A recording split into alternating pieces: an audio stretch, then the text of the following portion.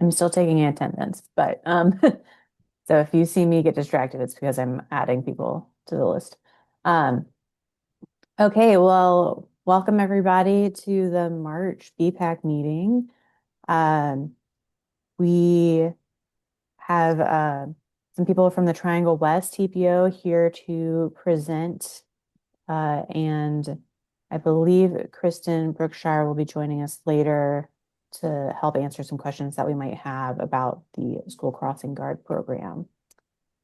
Um, could I get a volunteer to read the land acknowledgement before we continue on with the rest of the meeting?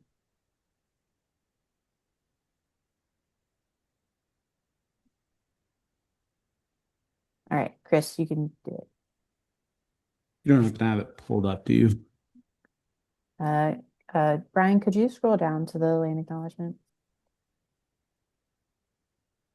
Yeah, thank you.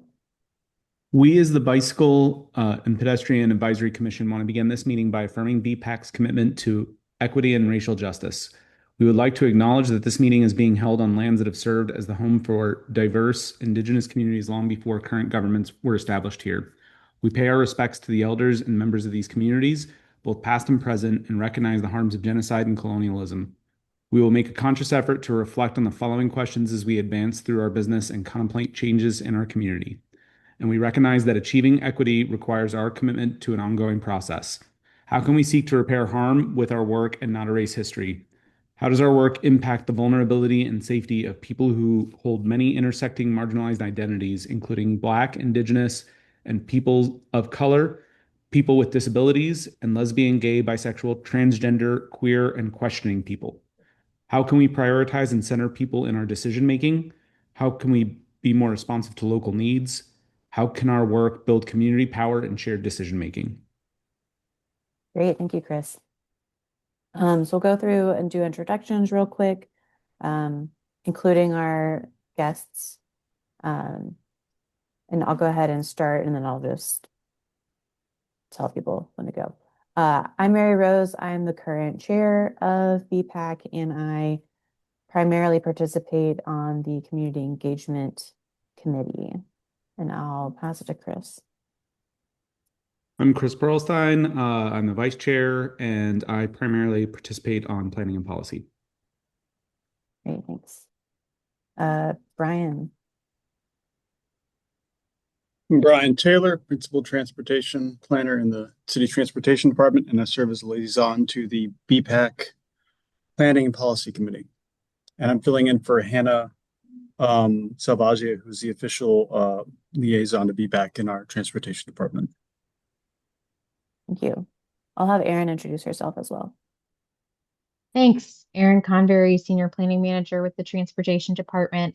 Also just here as backup while Hannah's out.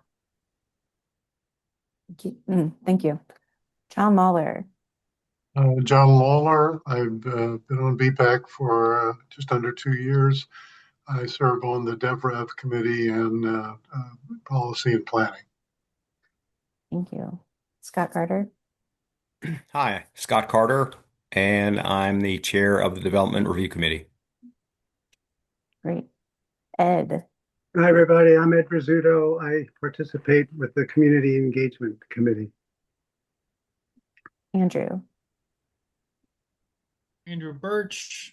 I'm on the county at-large seat, and I'm on the Development Review Committee. Hannah Bartleball. Hi, Hannah Bartlebaugh, Chair of the Community Engagement Committee and Youth Advocacy appointee for the county. Katie. Hi, everyone. I'm Katie Pearl. I'm a City at-large commissioner, and I serve on the Planning and Policy Committee. Thank you. Maggie.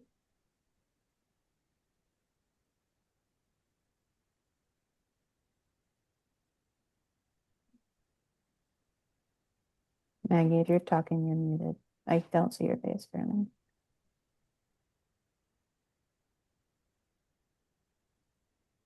Okay, we'll go on to the next person. Nathan Lee. I am Nathan Lee. I am the chair of the Planning and Policy Subcommittee, and I am the Duke liaison position. Thank you. Rosie. Hey there, I'm Rosie Edmonds. I'm the youth representative, and I mostly participate in the community engagement committee. Tony.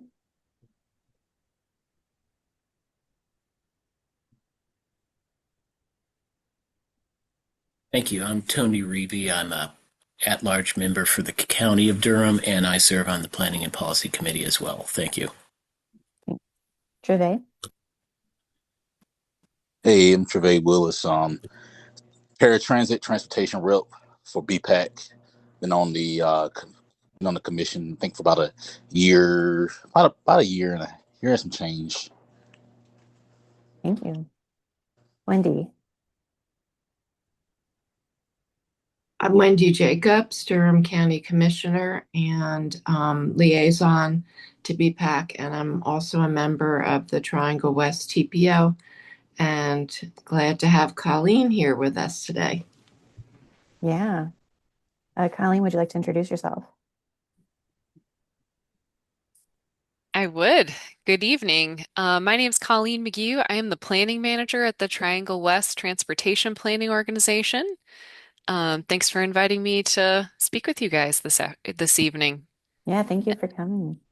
And there's another member of my team here on the call with us, David Miller, who's our bicycle pedestrian focused planner. Great. David, do you want to introduce yourself, or that suffice? Okay. Yeah, good evening, everyone. My name is David Miller, and as Colleen mentioned, I'm a transportation planner with Triangle West. Good to be here.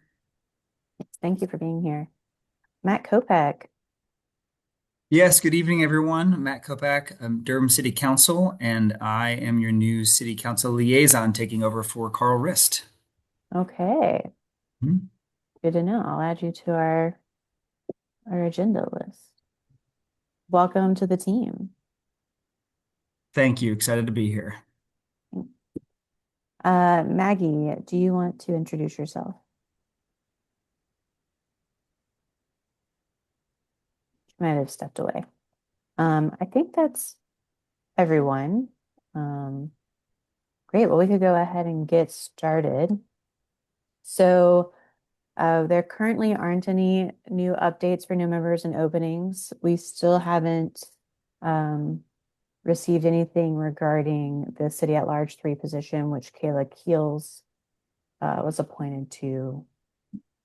I don't know if she still intends on filling that position or not. Are there any adjustments to the agenda for tonight?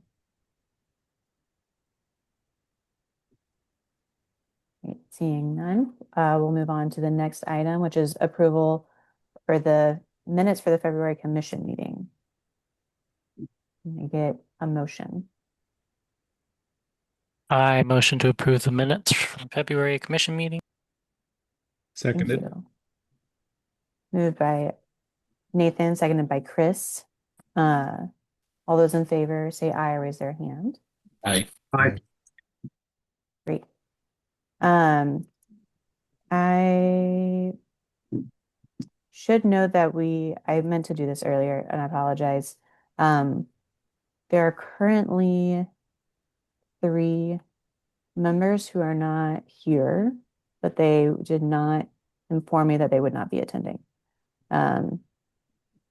So one of them is our secretary. So Trent's not here. Jeff Vakalchuk's not here, and Jordan Powell's not here. Could I get somebody to volunteer to briefly take notes, just like who did the motions type of thing? Mary Rose, I'd be happy to do that, but could you repeat who did the motions? Yes, Nathan made the motion and Chris seconded. Okay, thank you. Thank you. All right. Is there anybody here who would like to provide public comment? And if so, just come off mute. All right, seeing none.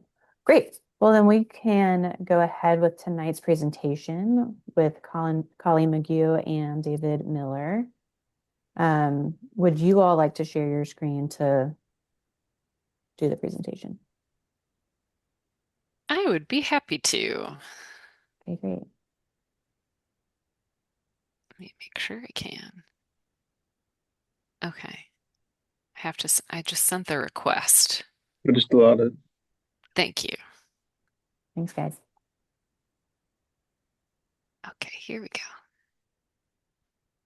Can you guys see it okay? Yes. Yes. Okay, great.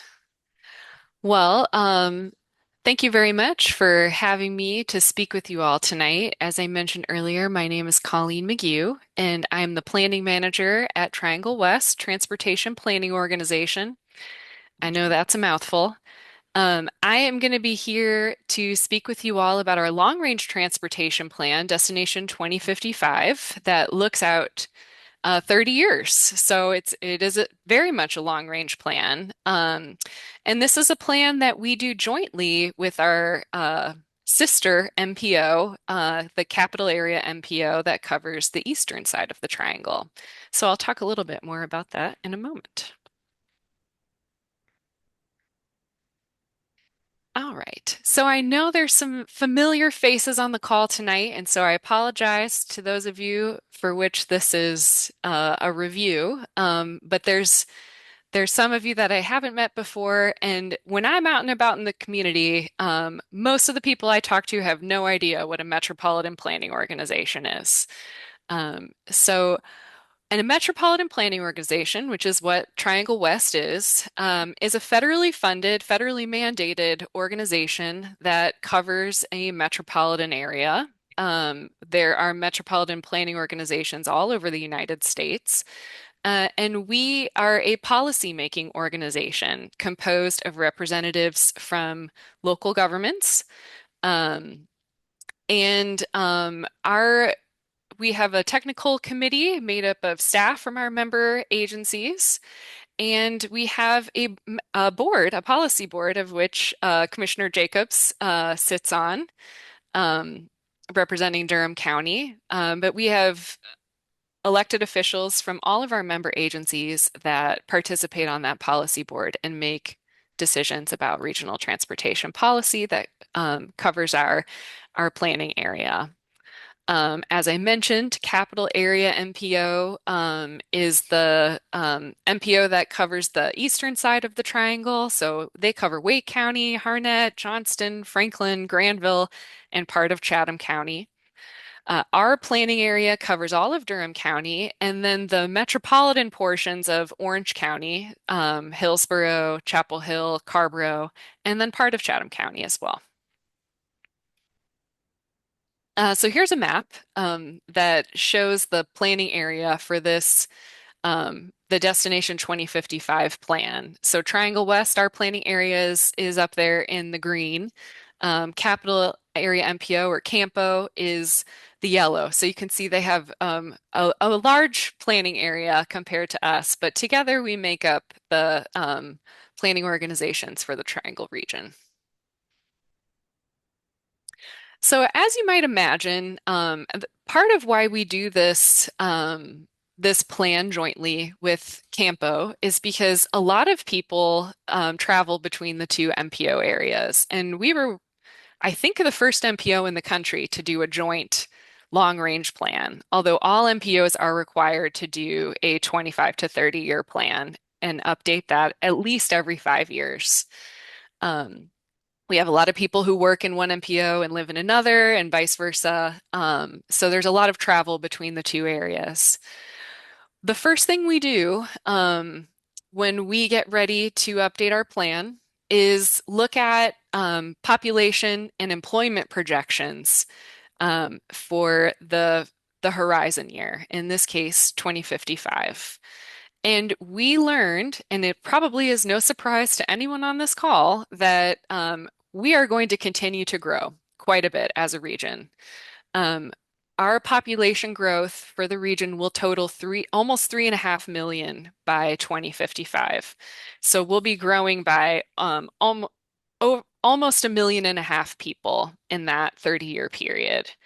And then we expect to add 1 million jobs. So we are at about 1 million jobs today for the region, and we will be up to 2 million by 2055, or that is what we are expecting and planning for with this plan.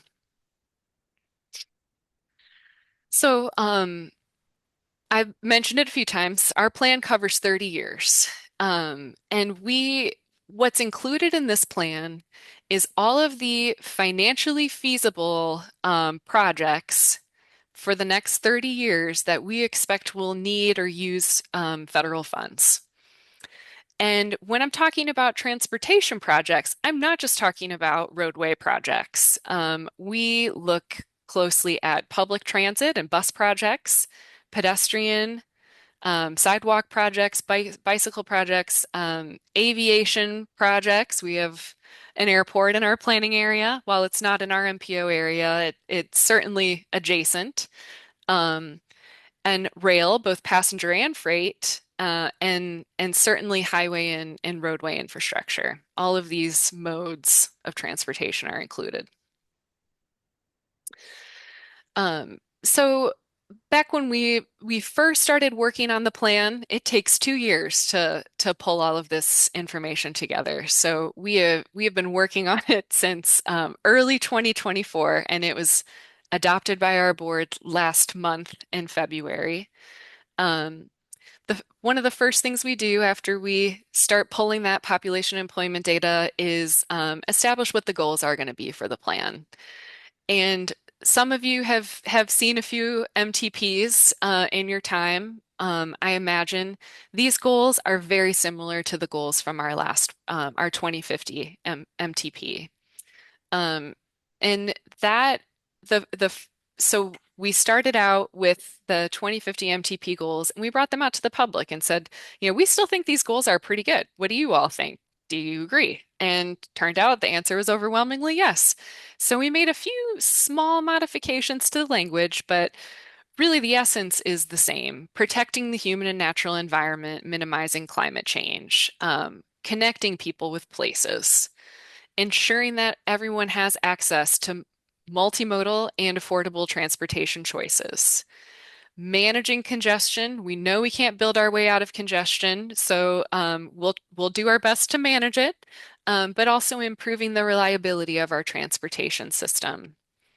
Improving the condition of our infrastructure and the resilience of our infrastructure as the climate continues to change.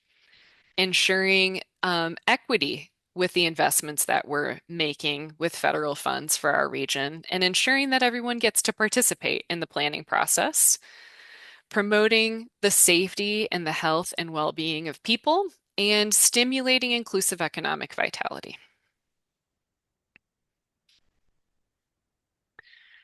And there is a lot of funding, as you might imagine, over a 30-year period for transportation. And this pie chart shows kind of how it's invested by mode of transportation. So about a little over 25% is just going to maintain the infrastructure we already have, which is a pretty important thing to do. So it's roadway operations and maintenance. Almost 25% is going to fund public transit infrastructure and investments.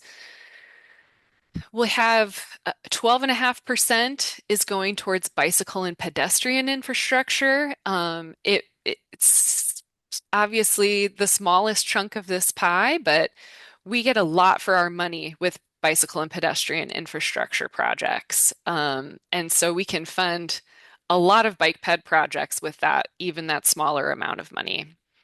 And then a little less than 40% of our funding is going towards roadway projects that include complete street elements.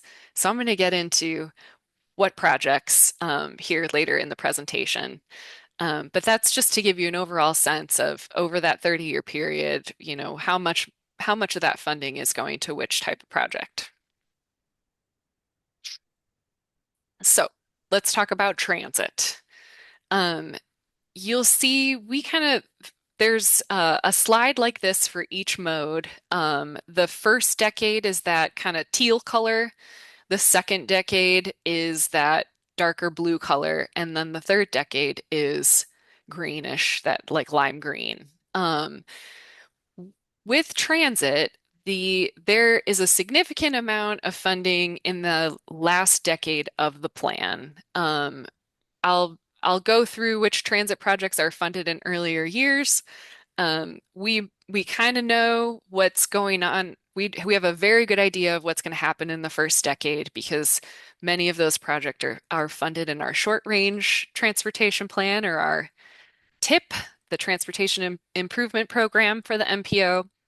And then that funding continues to step up over time as we add different funding sources to the pot. So adding an additional half-cent sales tax is one of the things that we're able to do in later years of the plan, or that we're anticipating we will. Oops, I went backwards, not forwards. Oops. All right. So transit projects. When we're talking about transit, what types of projects are we investing in? In the first decade of the plan, we call them fixed guideway projects. So these are rail projects and bus rapid transit projects that will, at least a portion of them will operate in their own lane of travel. So starting off, we have intercity rail service between downtown Durham and the new station in Research Triangle Park and Transit Center that continues into Cary and Raleigh. By 2055, we expect there will be intercity rail service all the way to Hillsborough, and connecting in with downtown Durham and on back into Raleigh, connecting with these major regional transit hubs. Also in that first decade, and this is a project that's been going on for quite a while, the Chapel Hill North-South Bus Rapid Transit line. So this is bus service, rapid bus service in Chapel Hill running from Eubanks Road through UNC Healthcare Complex to Southern Village. And it uses a mixture of dedicated lanes, bus running in its own lane, and mixed traffic. Also in that first decade is Central Durham Bus Rapid Transit line. This is a project that the city of Durham has been working on. This is bus BRT service. When I say BRT, I'm talking about bus rapid transit service, running from Duke through the central bus station and downtown Durham to the village area using a mix of dedicated lanes and traffic. And then the other BRT project in that first decade is one we're calling the Durham Orange Line. So this is bus rapid transit service between Durham and Orange counties. And it starts in Carborough, connects Carborough, Chapel Hill, and the UNC Healthcare Complex to Duke and Medical Center area using 15501 and continuing to Durham Station in North Carolina Central. So part of that will be in its own lane, we expect. Part of it's going to be in mixed traffic. And then in the second decade is when we add an additional BRT line in Durham. We're calling this one Durham North-South BRT line. So this is BRT service connecting Duke and downtown Durham to Research Triangle Park using NC 147. And then it goes on into Cary and Raleigh and Clayton. And then last but certainly not least, in that final decade, BRT service that connects Chapel Hill to downtown Raleigh via Research Triangle Park, and it uses I-40. So this one's called the Chapel Hill RTP line. All right, I promise I won't go into this much detail for all of these, but these are really the big investment, one of the biggest investments in the plan. These are just some of the revenue assumptions that we used. If you have questions about those, I can go into more detail. And of course, I couldn't get through a presentation without talking a little bit about strategic transportation investments, or STI law. This is our North Carolina state law that governs how the state invests in transportation projects. So I am not going to go into great detail about this, although I'm happy to answer any questions you guys might have about it at the end of my presentation. Let's just say the majority of this funding is going towards projects that help statewide mobility, so 40%. These projects in this area are mostly highway projects, some rail projects. So 40% of the funding is just going to those types of projects, of which we don't have very many in our MPO area. And then those statewide projects can do what they call cascading down to the regional level, and they get to take probably some of that regional impact funding as well. The last couple rounds of the statewide prioritization or spot process that I've been involved with at this MPO have not resulted in much funding at the division needs level, which is the only level that our bicycle and pedestrian investments are eligible for, which has been really unfortunate for us because most of the projects we want to see are in those areas. Okay. I mentioned the intercity rail investments. This is what our intercity rail line will look like when all is said and done. So you see there's going to be an intercity rail facility up in Hillsborough, connecting into Durham, into Morrisville, Cary, and Raleigh. And with the intercity rail line as a backdrop, you kind of see that still in green on here. These are these bus rapid transit projects that I mentioned. So Central Durham is the one in red. Durham orange is the Kelly green. It's actually more of like a goldish color on this map. Durham North-South BRT is the maroon color. Chapel Hill North-South is over there in blue. Chapel Hill to RTP is the gray, and combined I-40 project that's on the Campo side, which connects in with the Chapel Hill RTP, is in orange. And combined Western BRT, that's also on the Campo side. On the bicycle and pedestrian investment side, we expect, over the next 10 years, we know what the investments will be. And as I mentioned with the strategic infrastructure, the STI law, there were not a lot of bike ped projects funded at the statewide level this past round. So it's not as much as we would like. However, we expect quite a bit of funding to be available for these types of projects in the second decade. And then, almost 2 billion. And then a little stepping down just a little more than 1.5 billion in the third decade. So we do not specifically call out very many bicycle and pedestrian projects in the MTP because over 30 years, we would have a lot of projects and priorities can shift in this area over 30 years. So what we do is we look at our adopted plans for our member agencies and specifically call those out so that we're making sure that we're investing in the priorities that have been adopted by our members, and we'll be using those to guide the investments in bike ped infrastructure. The one exception would be the Triangle Bikeway, because that project was a study that is a regional bikeway project from the capital area MPO all the way into our MPO area. So that one is specifically identified. But here are some of the different bike and pedestrian and trail projects that are included in the plan. I know David, we already introduced David. He's on the call. He's worked on a lot of these. So if you have specific questions about these, and I know your city folks on the call are also very familiar with these too, we can talk more about projects from these. And then roadway and complete streets.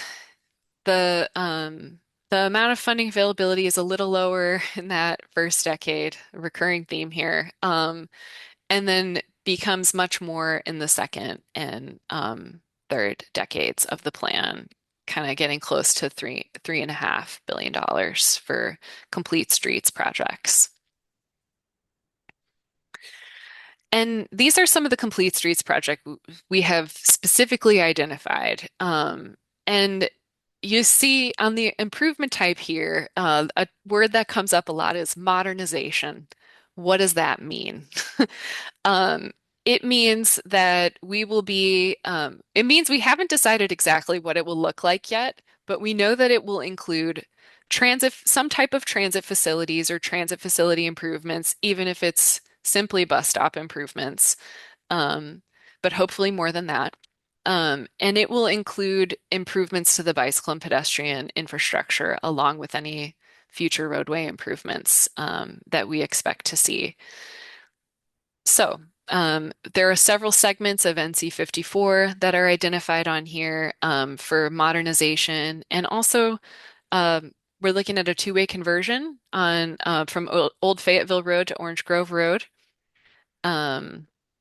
We are going to be looking at ITS on I-40. ITS stands for Intelligent Transportation Systems, and specifically integrated corridor management. So, what kinds of improvements can we make by investing in IT infrastructure that can really help improve congestion a little along the corridor? We're looking at North Duke Street from West Club to North Roxborough Split, doing some modernization work in that segment of the corridor. We're looking at 15501 from the bypass to I-40 to improve bike ped infrastructure, transit, and see what we can do with the roadway. I think everyone agrees we don't like the way it is now. And then US 15501 from Martin Luther King Parkway to Cameron Boulevard.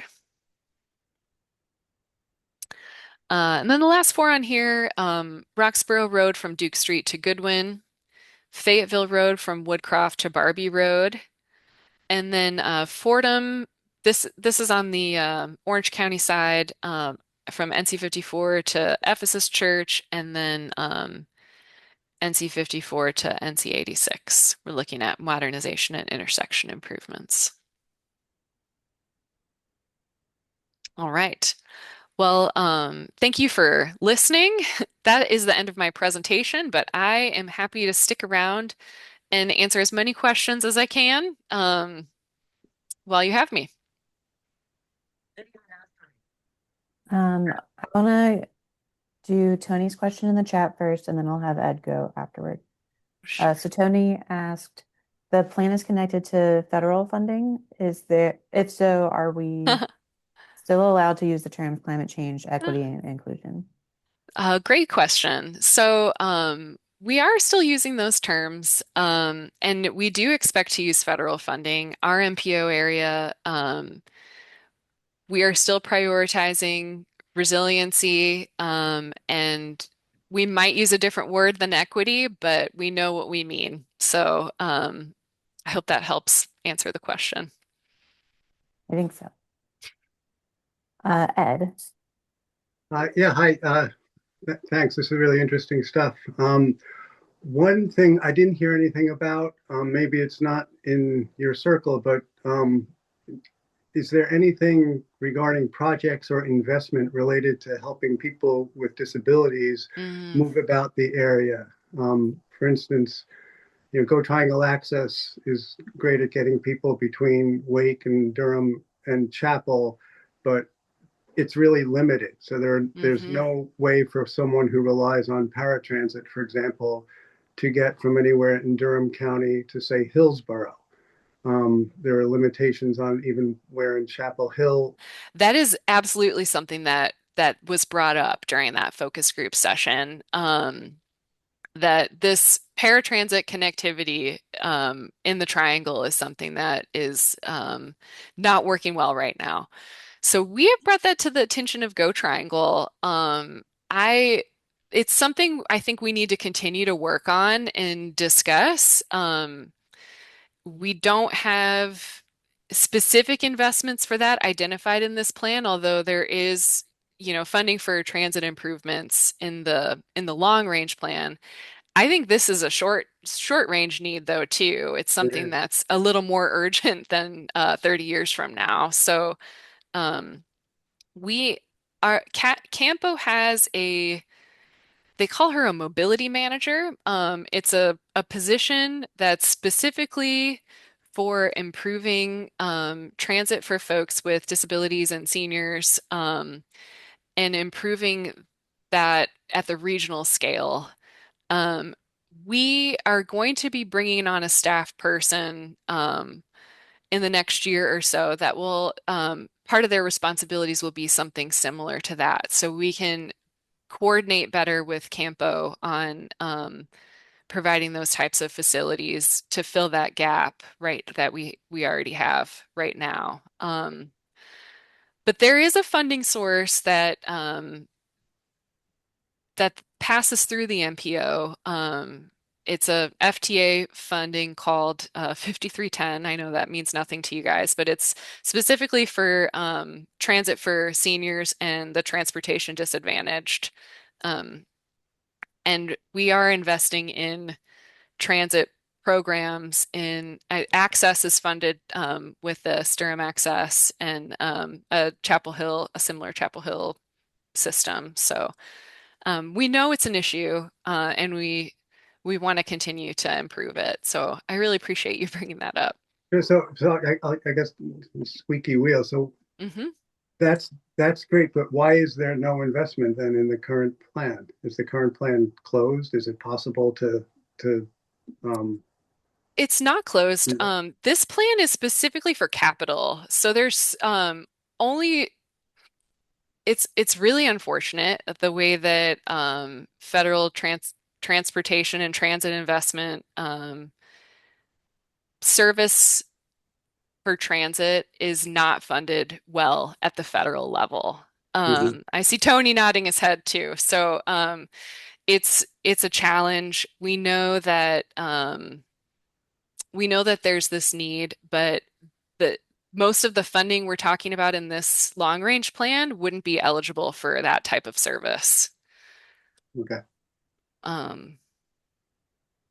But we can use other funding sources for that, and we can use local funding sources for that, like Let's do transit that. tax funding. Let's do that. Great. Okay. I appreciate you kind of sharing about it and letting us know it's on the radar. And thank you. Yeah, you're welcome. Thank Yeah. you for bringing that up. It's a Sure. really important issue. It is. It's been frustrating. Like, for instance, I'll just sort of case study here. I go to the senior center in Chapel Hill for a particular meeting every now and then, and Go Triangle Access will not take me there. It's a hub. A lot of people go there, but they will take me to the Chapel Hill Library a mile away and drop me off there and tell me, I can get an Uber or work out something to get. It's silly things like that. Maybe it's not so silly from a transportation planner's perspective, but it seems that if you can drop me off a mile away from where I need to go, you can drop me off where I need to go. It's just little things like that. And, getting to other places like Hillsborough, as I said, it's not possible. Mm-hmm. Anyway, but Thank you for sharing your perspective. sure thing. Thank you, Ed. And thank you, Colleen. Chris. And I'll just go through the list of hands raised. Yeah, I've got kind of a billion questions, so I don't really know how to pare this down a lot. I noticed so a couple things. I'm curious about the funding. I saw there was assumptions about like next decade or the decade after this one that we're looking at post 2035. There's an assumption of a pretty large increase in terms of funding. So I'm curious why that assumption is made. Is that something that's actually expected, or is that sort of just like focused on, hey, we really want to ask for this? I think there's a lot of efforts that we've talked about in terms of reprioritizing NCDOT dollars to better reflect the needs of urban areas, because currently it's sort of focused on like, we pay in the urban areas probably the majority of the tax, but then we're restricted to doing highway infrastructure that doesn't really serve us anymore, or at least not to the same degree it used to. I'm also curious about the intercity rail because we kind of have that already. So I'm curious if that's an attempt at like increasing service, more targeted to like RTP kind of areas, and what sort of projects would be required to facilitate that. I think NCDOT really wants to do some double tracking in areas or siding extensions, as well as some grade separation. So is that something that like we can work with them on prioritizing? And then I'm also curious about like trying to find a way to, and I know this is kind of hard because the MPO is so high level, but like being more incremental with our projects. Like I love the idea of getting BRT, but if we have to wait 25 years to get BRT, we're 25 years too late. Well, we're probably actually 50 years too late, but that's a whole another conversation. And, I think anything we can do to improve um, transit service today or this year, even if it's not like the big end all be all project, would be really helpful. And another thing that I think about too is there's a lot of rezoning cases and annexations that are happening on the 70 corridor, and that's a very straight shot into Raleigh. And so I wonder if that's something that we've looked at as an opportunity for BRT or some level of like uh, enhance regional service to connect, Crabtree Valley Mall or even North Hills to downtown Raleigh and all the way back up to downtown Durham through a lot of areas that are developing or have historically had a lot of density, both in terms of commercial and residential uses. Could also hook up to the airport. It just seems like it'd be another great option that I don't see get talked about a lot. And I know NCDOT was kind of evaluating what they wanted to do with the 70 corridor in general, and they were eyeballing turning it into a limited access highway, which I guess that's a thing. So sorry, that was a lot of different questions. Yeah, thank you. I appreciate your thoughtfulness with these issues. It sounds like you've spent quite a bit of time thinking about it, and I'll do my best to answer them. I know a couple of our board members are here on the call too. I see Councilmember Rist has joined too. So, um, Councilmember or Commissioner Jacobs and Councilmember Rist, please feel free if you want to add on to what I've said at the end. So you mentioned the second decade and how the funding is bumping up quite a bit. We are assuming an additional sales tax being added in the second decade. Is that realistic? We hope so. And so that's something that we and Campo will be working on. They had just did something in the Charlotte area to allow for this, and so there's kind of an opening right now, we think at the state level to allow for this. And so that's something we're kind of working on behind the scenes, in the background right now, pulling things together to really make a push for that. You also mentioned the intercity rail and, what's up with that? A few things. So, station investments. So, making some station investments in RTP. We are partnering with NCDOT Rail Division to kind of figure out what the RTP rail station needs to look like and what infrastructure is needed there to really make that happen at the site that Go Triangle is planning to invest in, that the MPO also has quite a bit of federal funding identified for at their mobility hub in RTP. And we are working closely with NCDOT Rail to make some investments in the corridor that will allow for better intercity rail service and improved intercity rail service. That's something that we've been spending quite a bit of time working closely with Campo and them over the last year or two on. Let's see. Third comment or question was about incremental improvements with transit. Yes. Now, I talked a lot about BRT tonight. We have both of our counties have short range transit plans that determine how the county sales tax that goes towards transit is to be spent. There are a lot of kind of the bus operational improvements and those kinds of things are funded in those plans. So we're assuming that those are happening sooner rather than later, kind of not necessarily looking at the long range plan for that funding. We're focusing this on the BRT.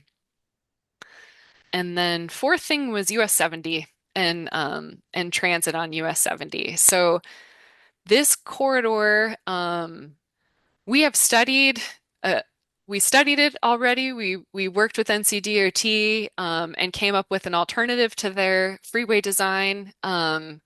It still needs a little more work, and so we're working on phase 2 of that analysis right now.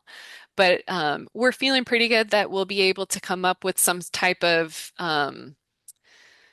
like boulevard concept, right? yes, but some concept that at the end of the day will be acceptable to both, the people of our area and North Carolina DOT. Maybe everyone's a little unhappy at the end, but it'll be better than the freeway concept. So that's something that we're working on right now. Will it include transit? Potentially. There's no transit lines out there at the moment, and I know that Durham County is working on a bus rapid transit vision plan right now that is looking at US 70 as one of the possible BRT corridors for the future. But if I'm remembering correctly, I don't think it's scored very high. So we can talk more about that later. Commissioner Jacobs is nodding, Yeah, so I Wendy know. should jump in Yeah. on that. The BRT study. Yeah, jump in, Wendy. Yeah, no, well, first of all, Colleen, thank you. You did a great job on this presentation and also answering these questions. BPAC is an amazing group of people, as you can see. Yeah, we are studying every single possible BRT corridor, but as Colleen said, and I know Chris, it kind of like, because I've been saying the same thing, like, we should be looking at buses, but at the end of the day, it's going to come at, we have limited funds. And so we're going to be having to prioritize which corridors come out of the study as being the priority corridors. I mean, that's just the reality. That doesn't mean we can't still do other like BRT light or, making sure there is improved bus service, bus stops, all of that. But in terms of like an actual BRT system, it seems like the preliminary assessment is that would not be a priority corridor. Yeah, I'm excited for the BRT study to get done because the way everything works, which everyone knows, is first you have to have the plan. And then once we have the adopted plan, then to your point, Chris, we can start asking developers to help pay for the infrastructure, which, the Development Review Committee does a great job with that. But we've got there is an urgency around getting these plans done so that we can ask the private sector to help fund them. Yeah. And I do have a few other comments, but I'll wait because I think it looked like Carl wanted to jump in, and then I can, whatever he doesn't cover, I'll cover. No, I want to say that I know we've talked in that sort of boulevard concept about having some kind of like BRT on the shoulder potentially. So that's definitely a piece that's been thrown out there and considered. But it sounds like, I mean, Colleen and Wendy are probably closer to the study at this point. So it sounds like it's not scored as well, which is disappointing because I know that's an important corridor. And as Chris said, there's a lot of development out that way. Yeah, it doesn't mean we still can't improve bus transit on that corridor. So I just wanted to add a few things. One is, Ed, I really appreciate what you brought up about disability access. And Colleen, if you really could help possibly facilitate that issue with Go Triangle, yes, that would be great, that conversation. And also if you want to get bring Ed into it as well, you can get his information to do that. That would be great. I do want to lift up the collaboration with Campo because I know that did come up on this committee, and that kind of led to me suggesting that you come and present because what we are doing between our two MPOs is really unique, and it started more than 5 years ago when we were working on actually the 2050 MTP is when I am really proud of our MPO because we really led the way with saying no to adding more lanes on highways. No, we don't want all of our money and our planning to go to roadway expansion. And we started really changing the way we do our big MTP plans back with the 2050 plan. And honestly, we were able to get Campo to go back and change their plan. They had a proposed plan and they in response to what we were doing, they moderated their plan. So we do meet jointly with them, and it is going to be really critical that we work together on getting this additional 1 cent sales tax revenue for transit. I will say that what the distribution of that funding might look like could be very different than what we've seen for the 1 cent sales tax. If you look at what happened in Mecklenburg County, the compromise was that they had to create a whole new entity that is just over that 1 cent. So, in other words, it may not be that Go Triangle would be the entity that is involved with this tax. Also, there is more funding for roads, but it is our understanding that it can include things like complete streets or maintenance or things like that. So I think there'll be creative ways to thread the needle on it, but we know we can't achieve this 2055 MTP without more funding. So there is going to come a time where we're going to need public support and help with getting this over the finish line. And I did also wanted to address the issue about incremental improvements. We are all there on that. Carl and I have been serving on a regional rail subcommittee with between many different counties and with Campo and our TPO. And that is the solution that we came up with was let's just like chip away at it. And so we are doing that. And I think we can do the same thing with the BRT. In the Durham County Transit Plan, I think it's about 24%. I can't remember exactly of the funding is for things like BRT. So we will have some local funding of the transit tax to put into that. But yeah, we get it. The incremental is where it's going to be at. Thank you. Hey, Wendy, thanks for those additional comments. It's really helpful. And Colleen, thanks for the great presentation and the breadth of stuff you covered. I wonder if you could just say, like, on a high level, just so folks know, because I know we looked at different scenarios of what, like, how we might grow as a TPO and what the different scenarios look like. And so, could you sort of just high level, give a sense of like the preferred option we chose and what that looks like? I know there was like sort of like a baseline scenario that we didn't want to go with, and then like, could you just give a sense of what the option is that we chose and what's entailed in that sort of like scenario? Yes, thank you for bringing that up. So, one of the phases of our planning, and I mentioned this plan takes about 2 years to complete from start to finish. One of the things we do is evaluate some different investment scenarios. And for this plan, we looked at three. We called them plans and trends, shared leadership, and all together. The plans and trends would be if we just kind of continue business as usual, we're mostly investing in roadway improvements, assuming no changes to STI law and no, any additional sales tax revenue would just go to continued type of investment.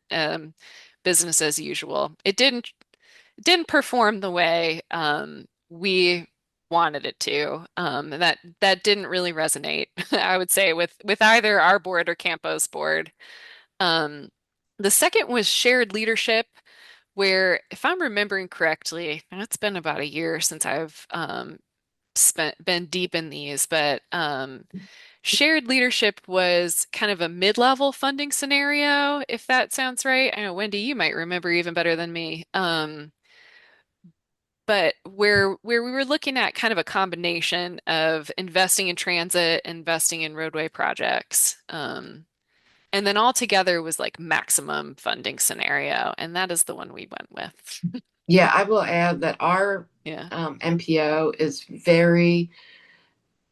we are very bold in terms of saying we want to focus on not adding lanes, not adding roads. We want to focus on transit and bike ped.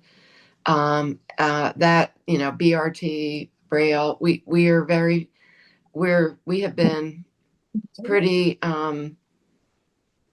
uncompromising around it, and that's been universal with all of the board members, all the jurisdictions. So we've been all in on that, and that is the scenario that we went with. I do want to add one thing though, and it's great that Matt Kopak is now going to be on here too, although I'm going to miss you, Carl. This plan is dependent on land use. That is completely intertwined with the 2055 MTP. It is dependent on Durham passing the new land development ordinance, because we won't achieve all of these goals without having, higher density, transit oriented development. Everything in this plan is linked to land use.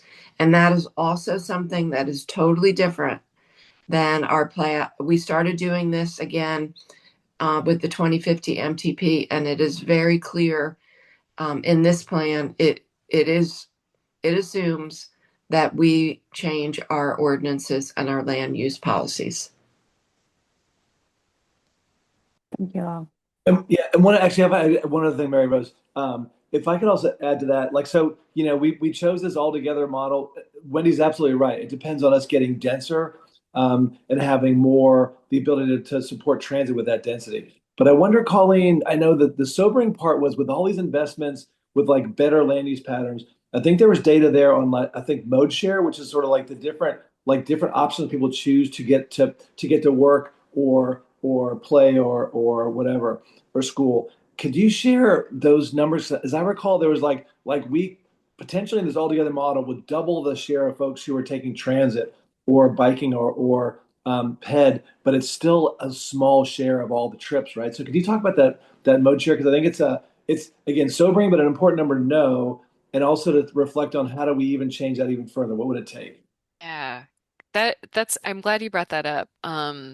I don't have the number in front of me. I wish I did. I'm gonna look it up. I'll share it with y'all after the meeting. But even with all this investment, it still is, like Carl mentioned, it's a small percentage of people who are gonna shift the way I they think, commute. as I recall, we Yeah. doubled it from like 5 to 10%. So we doubled the number of Yeah. folks who are Which is taking a transit. lot. Huge, 10 but is it's a still lot, yeah, but it's but still it's still only 10%. It'd still be pretty high for most cities in the United States, but it's not, I think, where we'd want to be. And what does it take to get even more folks on transit or biking or walking?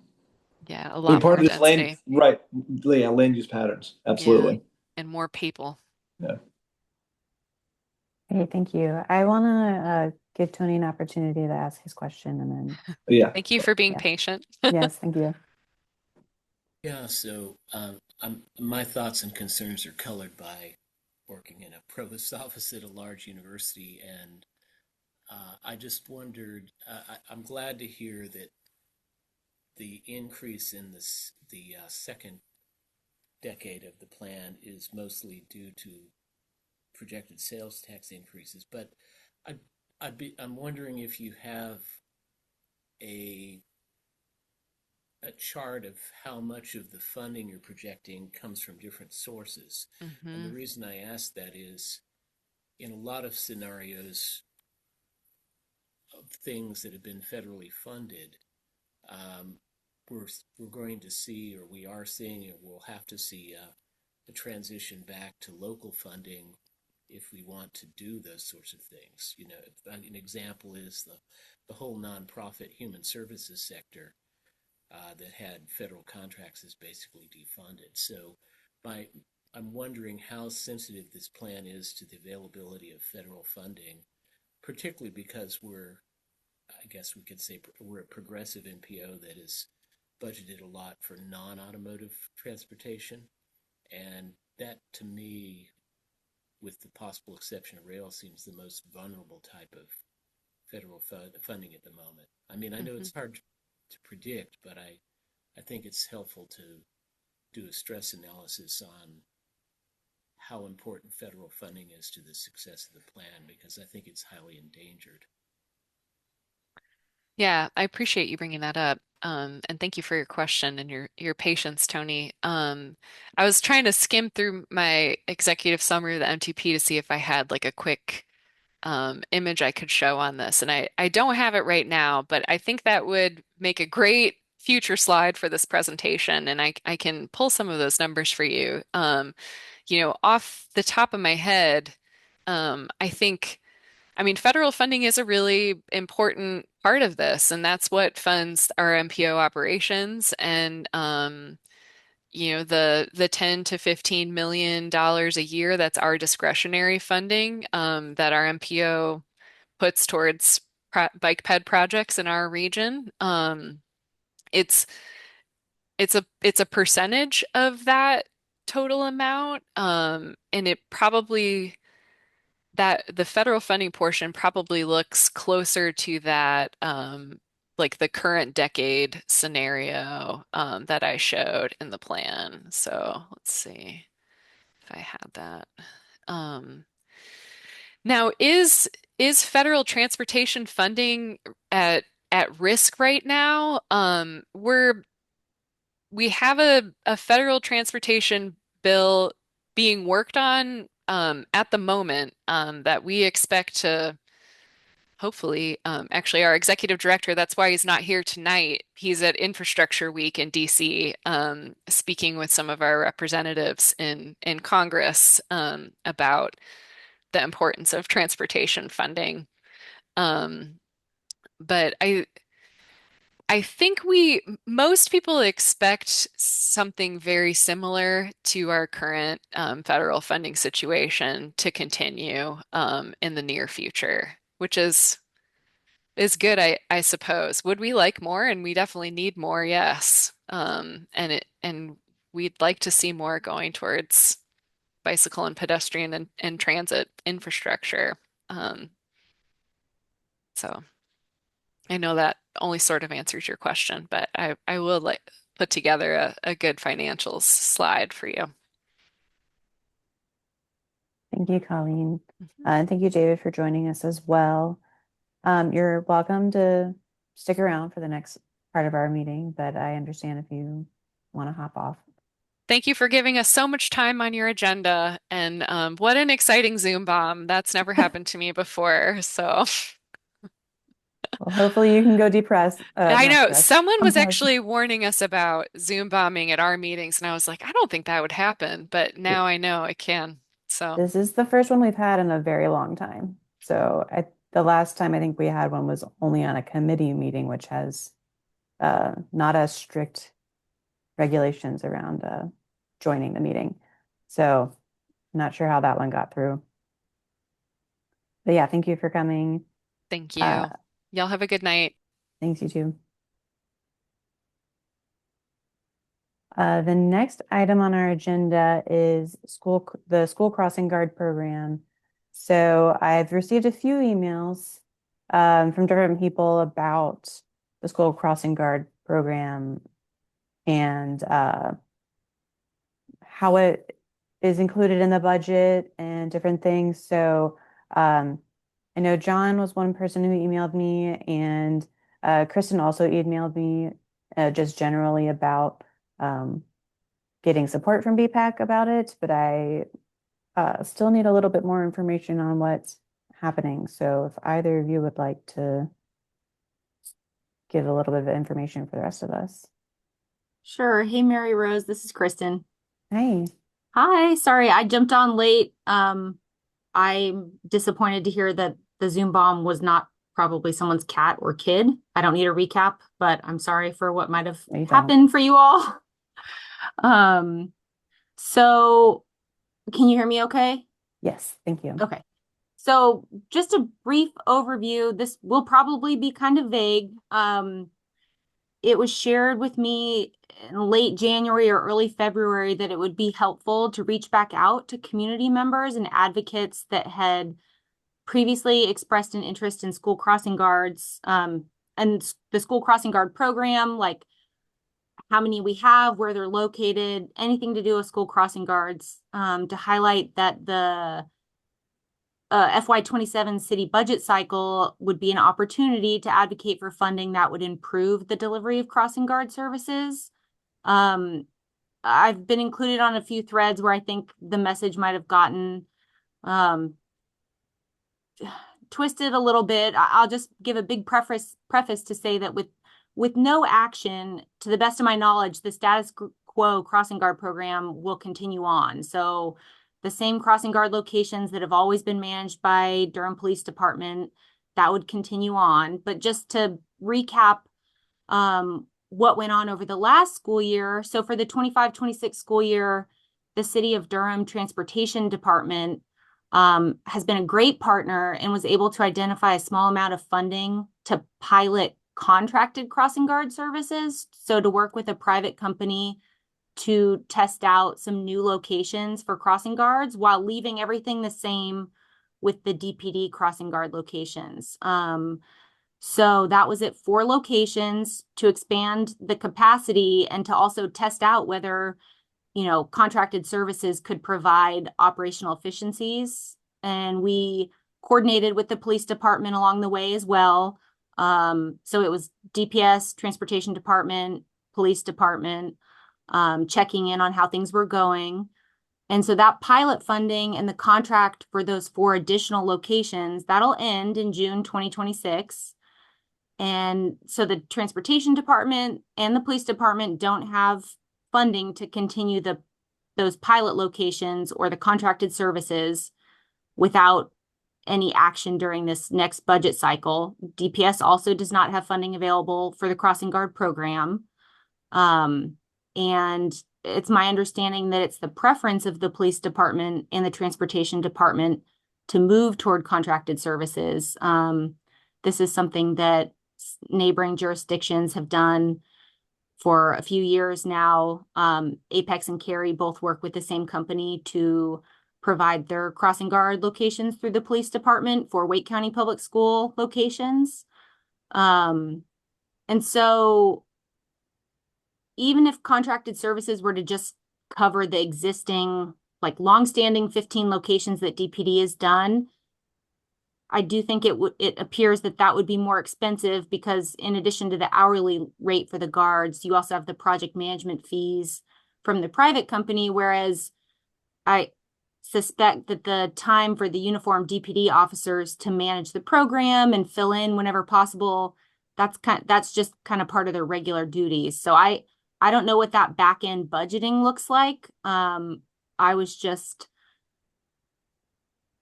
notified that this would be an opportunity to advocate for an expansion of the crossing guard program, and perhaps that would look like a transition to these contracted services for the existing 15 locations or maybe some additional locations that we've been piloting. We've done 4 at a time. We did 4 in the fall and changed 2 of them in the spring. So there's 4 locations still this spring, but 2 of them are different. So I'm happy to answer any questions.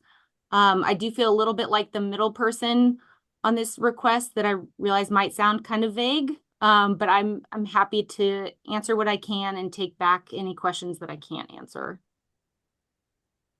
Great, thank you. Yeah, that definitely helped inform a lot of what I didn't understand before. Okay. Yeah. I'll start with Matt for questions. Yes, thank you. It looks like Commissioner Jacobs put one of my questions in the chat, but I was curious about what the cost would be per site to continue the work under the pilot. Also, just to make sure I'm clear, is it DPD that funds the main crossing guard program and who funded the pilot? So DPD has funds the longstanding crossing guard program, or I assume that that's out of the DPD budget. And it was the transportation department that funded the pilot during this school year. Okay, thanks. And then cost per site? I don't know the exact costs. I do think that when there was an early estimate, it was probably high because right now we only have 4 locations, and the crossing guard company did say that as you add locations, there's efficiencies there. So the transportation department might have used like the highest end for a per location cost. But if we were to actually have 15 or 20 with the crossing guard company, each location would be a little cheaper than it is now. I see Erin has her hand up. I don't know if she wants to jump in on any of that. I can I apologize. I didn't come prepared. I didn't realize this was an agenda topic for tonight, but just to, I guess, reiterate some of and confirm some of what Kristen just shared. Yes, the longstanding program that's run through DPD, my understanding is that has historically been funded by DPD. And then the pilot program this past school year, which funded 4 crossing guard locations, was through transportation. Transportation, I believe, submitted a budget request for that again for this upcoming fiscal year. As far as the amount per site, that's the part I will need to go back and just pull up some documentation. I don't have that number handy right at this moment. Great, thank you. Matt, did you have any other questions? I guess just a follow on, and we'll see when we get more clarity into the recommended budget. But I know there was concern from some of the pilot sites that their schools, their neighborhoods weren't included going forward. And so we'll just need to monitor for that. So thank you. Can you clarify what you mean concern about locations not continuing going forward? Oh, you went on mute. I'm sorry, who was that for? This is Kristen, sorry. I'm sorry, who was the question for? Was it for me? I think it was for you. Yeah. Okay. Well, in our budget hearing last night, there were family members from Hope Valley who expressed concern that their location, which was part of the pilot, was not included in the budget recommendation going forward. I don't know if we have those details yet. So maybe Carl knows better than I do, but I know they were concerned, and I haven't seen the answer of whether it's included at this point or not. But I know that transportation is aware of the question, and I'm going to follow up just to get clarity on that. Okay. Yeah, if I get that answer, how should I share that out? Yeah, that's a question for Mary Rose, but yeah, there's I can send you the email that we use to share with all of BPAC, and then add Kristen so that she's in the loop. Yeah, Mary Rose, I was just going to say that I think it's an issue that I think the council was just made aware of last night at the budget hearing. As Councilmember Kopech said, a couple of folks came from Hope Valley Elementary to talk about that. So it's something that, and I don't think Aaron, I don't think I knew at the council level that the department had requested that and didn't get that. So I think it's something we definitely want to follow up on. So once we get the cost estimates, that'd be helpful to sort of for the council to have visibility on that. Yeah, and I can pull, like I said, I believe at least at the pre-list stage of budget, that request was put together and submitted. So I can pull those numbers and all of that. I just don't have it handy right here, right now. Thank you for that. Yep. Sure thing. Moving on to Chris's question. Yeah, I wanted to, and I guess full acknowledgement that it sounds like this is not really necessarily your wheelhouse, Kristen, but I really want to see school crossing guards expand. I'm very big proponent of children at least having the option of being able to safely walk, bike to school, and I think school crossing guards are an important component to that. The part that gives me heartburn is this idea of contracting services out and sort of all the general consequences that come with that. Generally, we see this kind of a lot in the city, where we lack capacity, and instead of building capacity, we contract out as a easier quick fix. But it seems like the pricing on this gets really astronomical really quickly, and I think you kind of hit on that a little bit of like on top of paying for the crossing guard, you have to pay for the company that we're contracting out to, instead of that being managed internally. So, that's something that I really think we should keep an eye on, especially as, the city council members have talked about, there's going to be a tough budget season, though it feels like every budget in this season is a tough budget season.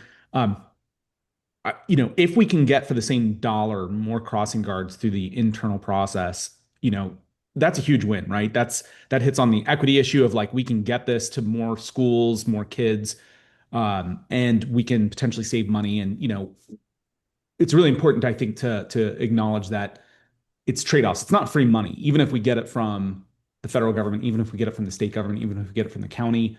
A dollar is fungible. We spend it on one thing and it may be well worth it, but that's a dollar we can't spend on something else, right?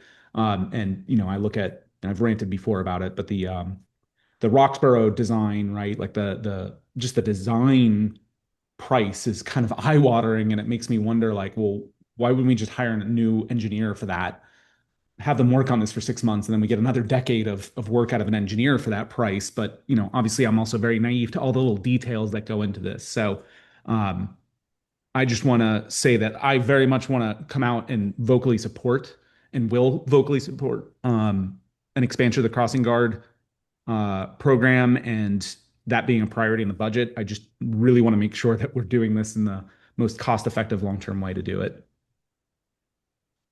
Mary Rose, can I respond briefly? I know others have their hands up. Yeah. I hear you about, hearing contracted services and assuming more expensive. I know, it sounds like Aaron can probably help. I never saw final budget dollars or a comparison. It didn't sound dramatic, but I will say, and I saw a chat pop up about staffing shortages. I do feel like I have a role in this. I know I said I was a middle person, but I feel very invested in this conversation as well. And part of my role was to collect information from families and school staff about how the pilots were going, to help collect counts, and to help document coverage. And during the pilot program, we had one day at one location that was uncovered for one of the pilot locations, whereas we've had DPD locations that go unstaffed for weeks and months because, sometimes the police department can step in when it's for a few days, but they don't have the staffing to cover prolonged absences. Maybe there is something that can be tightened up within the city. It sounds like it's very hard to hire a substitute guard. Like, maybe that is an administrative hurdle that can be overcome, but that's something that the contracted services, they're very easily able to do that and move people between locations, whereas that has not been the case with DPD. So I'll be quiet for now, but I just wanted to point that out, that yes, staffing shortages is a big part of it.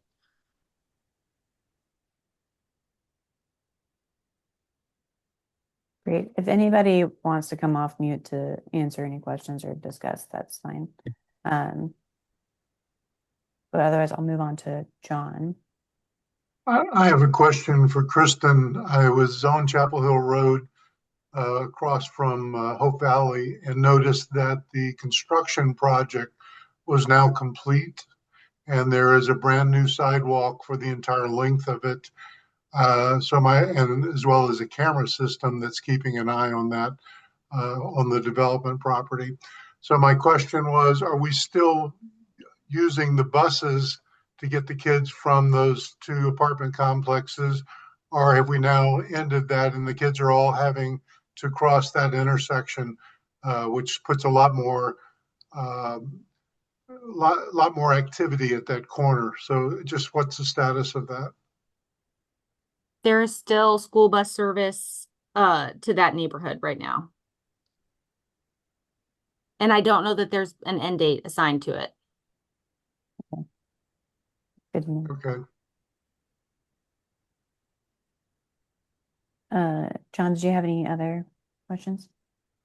No, I was just kind of expecting because the school bus service was being kept on because of the problem with that sidewalk. So just kind of curious. Right. No, that's a good question. Jordan, go ahead. Yeah, hi, Kristen. Thanks for being here.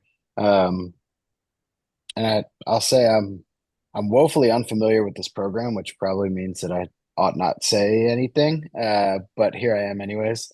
And I'm curious, are these crossing locations, are they primarily adding guards at unsignalized or unprotected mid-block crossings? Are these at intersections?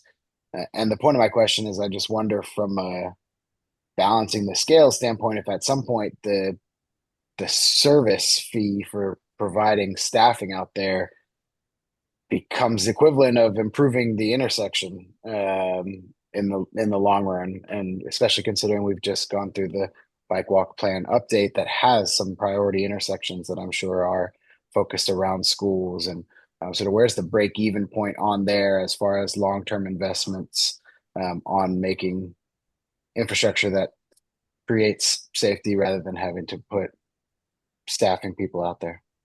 I would love to talk for an hour about that. I will say you're highlighting the importance of why having not just having the school district, the transportation department, and the police department at the table for conversations like this is really important. There are states and other jurisdictions that make really detailed financial assessments of, for providing bus service or providing crossing guards, like if improving the intersection costs this much, how long would we be funding a crossing guard? Florida comes to mind. I know Florida does that. There's probably a few other examples across the country. And you mentioned the bike walk plan. I just want to highlight, and I don't know if Brian's still on here. Yes. I was really glad that we had the opportunity to pilot some of these locations, because the two that we dropped off and switched out for the spring were actually two where we identified that it was probably a lower cost intersection improvement that was going to make the bigger difference than having a person out there as crossing guard. And so if you look in the bike walk plan, those are the intersection improvements at C.C. Spalding, at Lawson and South Roxborough, and at Sandy Ridge Elementary on Hebron Road. And so I think speaking to the relationship between infrastructure and the person power of a crossing guard is really important, and being able to have that, to know that we piloted it in the fall, and it just, having a crossing guard way down at Hebron and Old Oxford didn't help people want to walk down 1,000 feet and use the intersection. They really just needed a crossing right at the bus exit to the other side of the road to that Swans Mill development. So, yeah, I don't know if that answers your question, but it's a really good point of how those things are related. No, that's great. Thank you. Mm-hmm. Yeah, great questions. Good to hear why some of the pilot locations have shifted, and obviously people still weren't using it. So that's a good reason. Carl, go ahead. Yeah, Kristen, again, thanks for being here for this conversation. I mean, you mentioned sort of a conversation between DPD, transportation, and DPS. Have you all sat down and talked about this? I mean, has that happened? And if so, like, what has been the sort of like the main kind of result of those conversations? The result of the conversations? Yeah, I mean, yeah, has there been like a three-way conversation between like DPS, DPD, and transportation? And so, like, where have you gotten then? I mean, I think the conclusion was that everybody would prefer contracted services. We met in August, September, email throughout the fall, again in January, a few others from DPS as well. So it's not just me. So there's some more institutional understanding and awareness for the crossing guard conversation. I mean, I think DPD at the staff level, also feel frustrated sometimes to not be more flexible and to not have, you know, the resources to cover the locations that they're tasked with covering. So yeah, I mean, it's an ongoing conversation. I don't know if you have anything more specific. No, it's really helpful. I mean, I think this is sort of just, more recently been brought to the attention of the council. So something we definitely like, we're going to go back to the manager and our colleagues on this one. It's an important one. And I think, yeah, I need to understand more why it didn't get through. It was on your pre-list, right? So I don't know why this didn't get through. I know that, we all have constrained budgets, but this is a pretty important one that covers checks a lot of boxes around walkability, Vision Zero, schools, safety, and so forth. Yeah, thank you for bringing this to our attention. I mean, Mhm. I didn't even realize there was a pilot program. I knew there was a crossing guard at Hope Valley, but I didn't know how that was managed or anything. So yeah, I think generally most of the people here are pro this crossing guard program. We might need to spend more time, possibly not tonight, but maybe offline, figuring out what our steps moving forward are. Usually we end up writing a letter of some sort, but that might be too late in the budget process for us to try to get that done. I don't think so, Maris. I mean, we Not just too had late in the budget process. Yeah. we just had our first hearing okay, last great. night. Yeah, and the final hearing is gonna be early June. So there's definitely, the okay. budget's starting to come together, but I think that's absolutely like in the next month for BPAC to put something together would be Great. Yeah, if And anybody wants to volunteer to start working on a letter, that'd be great. I mean, we just had one for CIP in I think November or December. So if you need a draft, could start with that. And I will follow up on those different numbers that were requested as well. Yeah, that'd be great.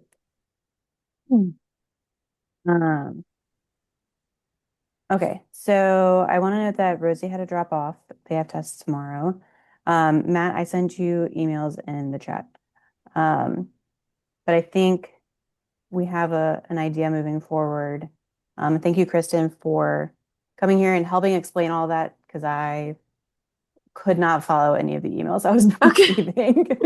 So great, thank you so much. I'm glad You're that we were welcome. able to have a conversation with everybody Me about it. too. This was more efficient.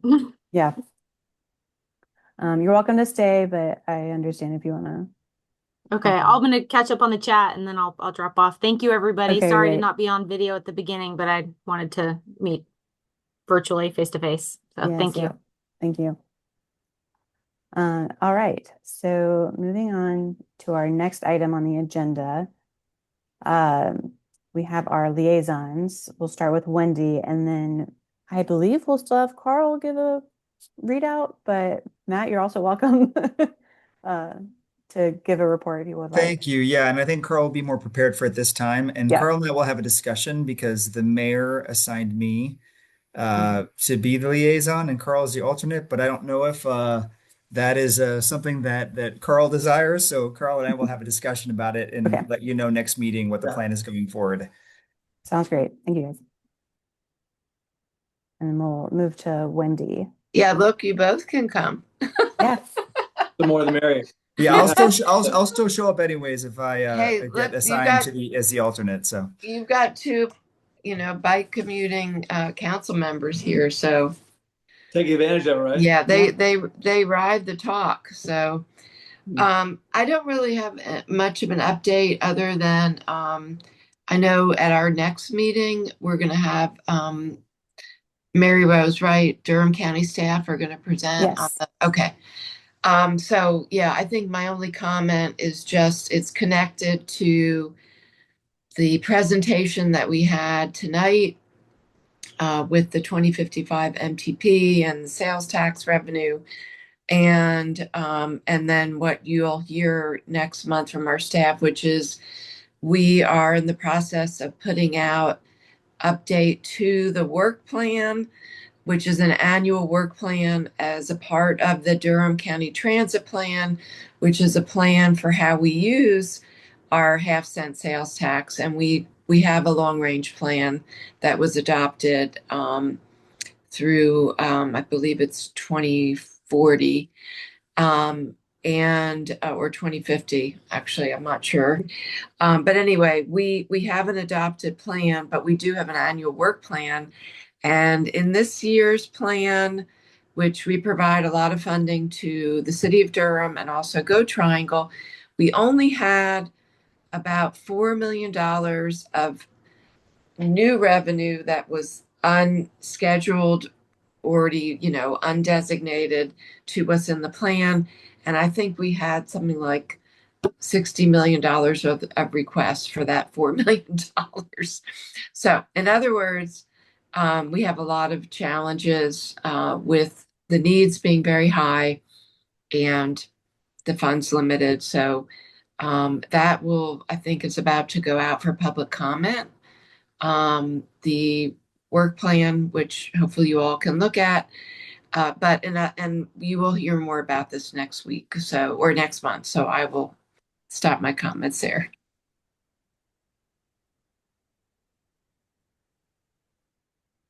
Thanks, Wendy. I'll have you jump in, and Matt, also follow up with anything I missed here. I guess the high level. I think the most important thing for BPAC on this call is to sort of reflect on, after our meeting in February, we'd had our first budget retreat, and then our second budget retreat came after our last BPAC meeting. So I want to let you all get a sense of or share with you a little sense of what happened in that second budget retreat. So in the first budget retreat, we talked about big picture revenues and expenses kind of stuff. In the second retreat, we talked about a lot of specific issues in Durham related to particular departments. And number one on the agenda was transportation. And so we had a really detailed presentation from the manager and his staff about a couple of transportation items. Number one was fare-free buses, right? And that is the council, I think, unanimously supports the importance of fare-free buses in Durham. We've been able to make the buses fare-free through COVID using ARPA funds. Last year, we were able to sort of use some one-time funding to kind of keep them fare-free. But the reality is that we essentially have a structural deficit in the transportation budget in making the buses fare-free. So we got a gap of several $million that we either at some point need to raise taxes to cover that or find other ways to pay for that. And so we had a presentation from the manager about some different options there. One of them would be to raise taxes. One of them would be to, I think, sort of, reintroduce fares in part, maybe raise taxes a little bit. And the other thing would be, and with all due respect, since Wendy's on the phone here, would be to go to the county and ask the county to consider a couple $1 million from the transit fund to help support those fare-free buses for the time being, knowing that that's such an important way that we provide transit services to folks. We also know that if we were to actually charge fares, about 70% of the riders are either elderly or low income and would qualify for discounts anyway. So there's not a ton of revenue right now that we get from raising fares, but we certainly would get some revenue there. So those are the issues that we're wrestling with, and we'll be chatting with, I know the manager on the city side is talking to the county manager about that. But that's something that we're looking at. And I know Bike Durham has been advocating for the county to contribute a little bit from the transit fund towards fare-free buses. Or maybe not a little bit, but 1 or 2 million. So that's a piece that we're going to have to work on with the county. And I look forward to working with Wendy and her colleagues on that as well. The other thing is that, on the sort of just general transportation side, we also have a deficit that's been is there and is going to be there for the next probably 5 to 10 years on the parking fund. So the parking fund is one of our enterprise funds where essentially the revenues from the fund should pay for the expenses. But we've had a deficit in the in the parking fund for several years, and we'll keep having that largely because, I think half of the deficit relates to the bonding we took on for Matt, is it the Rigsby? It's the Rigsby parking. That's right. Debt, right? Mm-hmm. And so there's a kind of long-term issue about we have a priority to have fare-free buses. We want folks to take the buses. That's a way that you can get downtown easily. We're also subsidizing parking decks. And so that's an issue that we long-term have to really get our heads around. Do we decrease our amount of parking downtown? I think we should. I think I'd like to see us devote more of the land downtown to higher value land uses. But there's some debate about that. Some folks want to keep more parking there. But to me, it's a little bit odd that we're helping to pay for fare-free buses, but we're also subsidizing parking. So it's kind of what are we really what's our long-term objective downtown?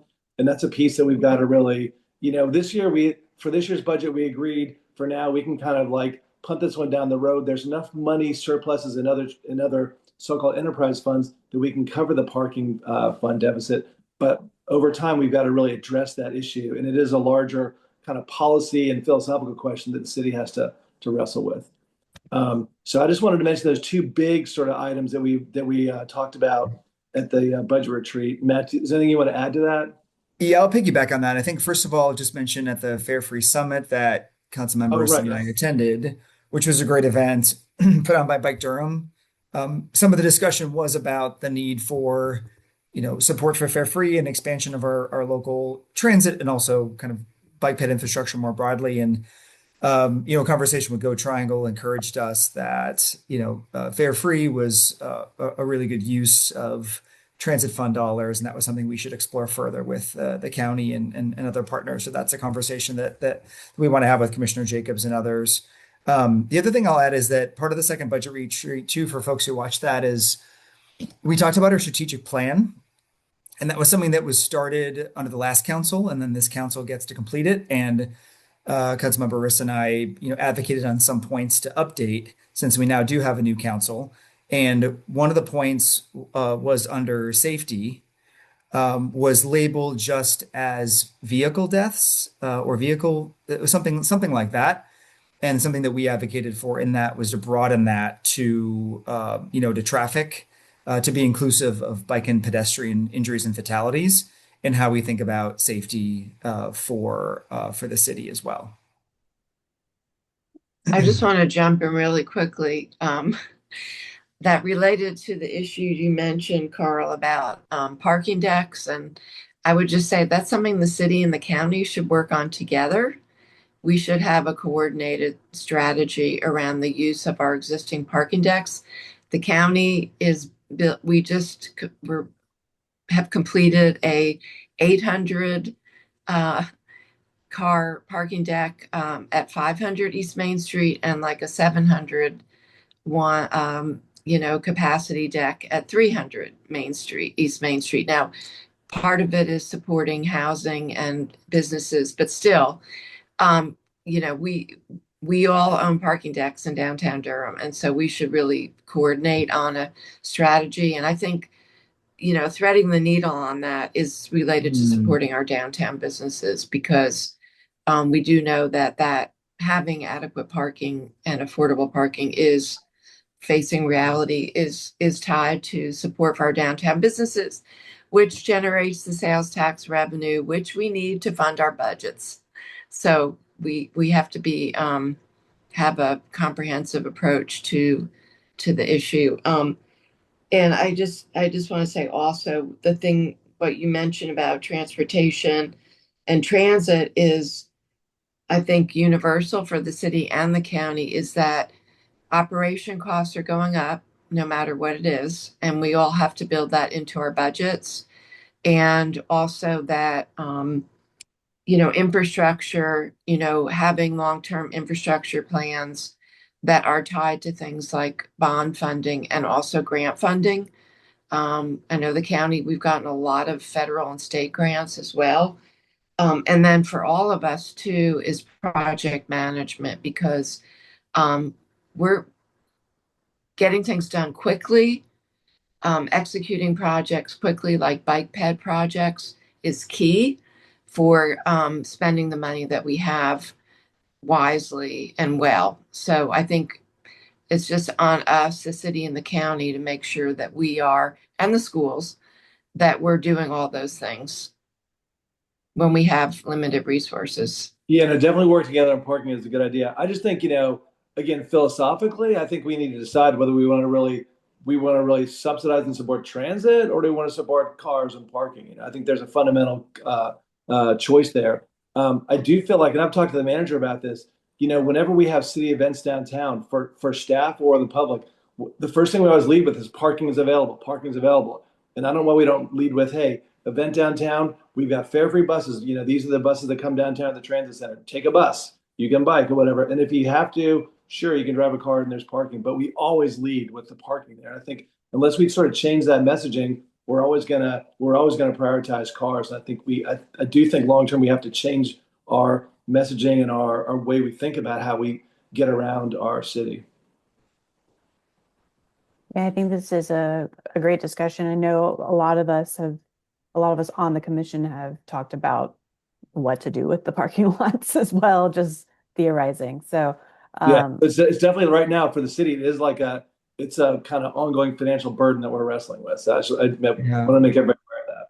And we actually instructed the manager to explore moving away from a surface lot that the city has been using for our staff and move those employees into the parking deck, which is underutilized, which also transfers, I think, some of the revenue we were using to pay for the surface lot to help support the enterprise fund. But I think this is part of a broader philosophical shift to at least move away from surface lots where, as Councilmember Riss said, we can have a much higher value use of that land. Right.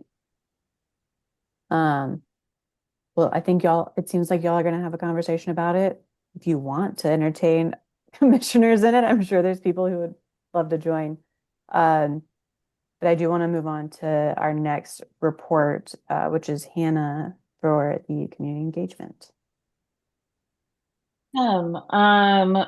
Lots going on in community engagement. I will say we sadly did not have a February meeting, so no minutes to vote on, but we were back at it in March. Things we talked about included we're still pushing forward, trying to get a Rails to Trails screening.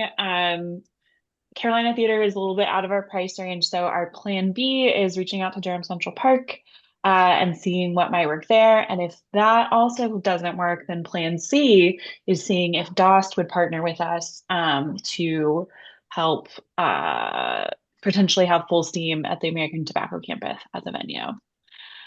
Other things that are Hannah, upcoming. what was the price tag for hosting it at the Carolina Theater? It was about $1,450. Oh, wow. Yeah. I think there's possible it would get down to 800, but this is a That's still little too much. funky. Yeah. Yeah, still more than the dollars we have. Ooh, Katie, that is a good flag. I'm determined before end of year, the screening will be happening. So welcome any and all recommendations for venues. But also want to be respectful of local businesses and entities that, I understand why they're charging a fee. We just don't have that big of a budget. Okay, for Bike Month, community engagement is spearheading some bike business outreach. So there is a bicycle friendly business designation. Huge shout out to Erin, who's going to be printing some flyers for us. And we're going to gather a group together on May 16th and then do some walk and a knock, spreading the good word about becoming a bicycle friendly business. I'm going to drop the sign up sheet for all community engagement things in the chat. But please sign up if you are interested. I'll plug this again at our April meeting, but I love all our community engagement folks, but would love a broader group as well. Other things, Rosie and Nate are coordinating on the video. At long last, one day we will have the video with audio synced. So stay tuned there. And then the other upcoming event that we are confirmed to table at the farmers market in April on April 4th. So also please sign up in the sign up sheet if you're interested. Always fun, and it is Easter weekend, so I heard they might be doing something fun. Last but not least, we talked about a very, very good suggestion from Katie, who wasn't able to join but emailed, that we should kind of do a map of where the members that currently sit on BPAC reside and perhaps do some work. So we have a anonymous, and we can make it even further anonymous if folks prefer. We did not include Rosie because she is a minor, but a map that kind of lays out where folks across the commission are located, as well as folks work that volunteered, or if they're an official liaison for a university that was noted. welcome folks to add in, totally voluntary. You do not have to, but add to the map any workplaces that you represent. The goal of this, per Katie's really good suggestion, is to kind of get a sense of, where are we perhaps missing representation from across Durham? Where might we really want to focus efforts to build deeper relationships? I think particularly if you look at the current map, like Merrick Moore and a bit more of East Durham is a bit underrepresented. So wanting to think about opportunities we might have there to do some more engagement.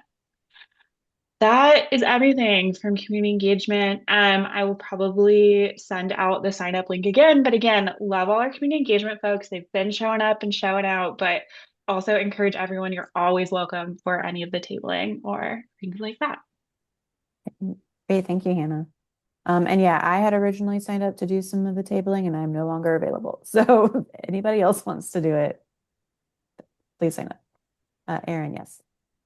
And I just wanted to add from an administrative perspective, Hannah, I know you reached out about a schedule change to community engagement meeting.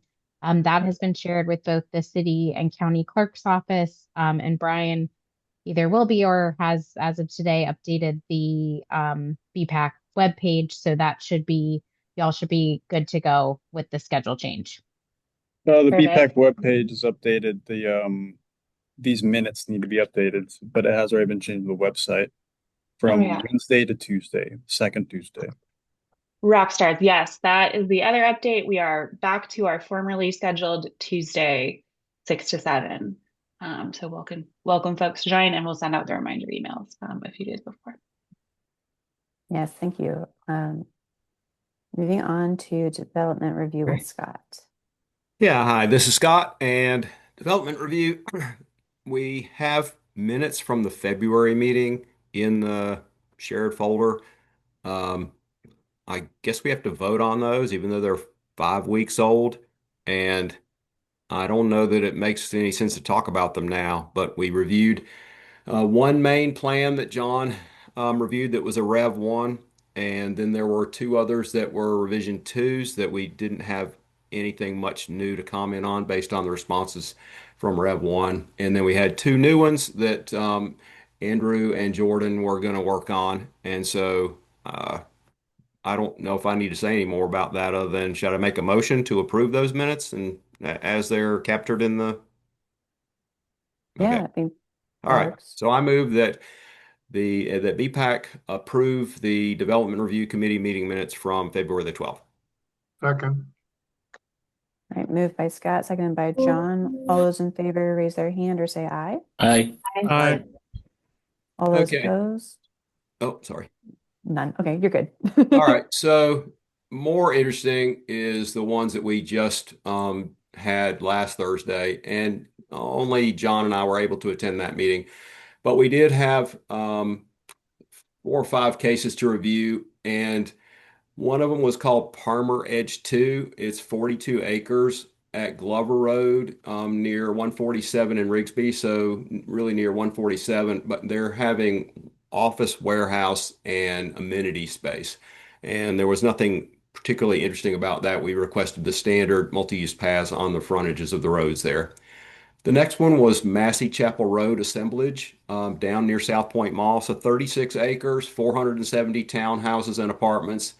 And there are several frontage roads there we requested multi-use paths on. And there's a Southwest Creek trail that's been proposed. And we requested for them to build the trail on their property since proposed trail runs through their property. The next one was called Page Road Townhouses, and it was a Rev 2, 4 acres on Page Road with 35 townhouses. They had responded to the Rev 1 comments, and there was nothing new to ask for.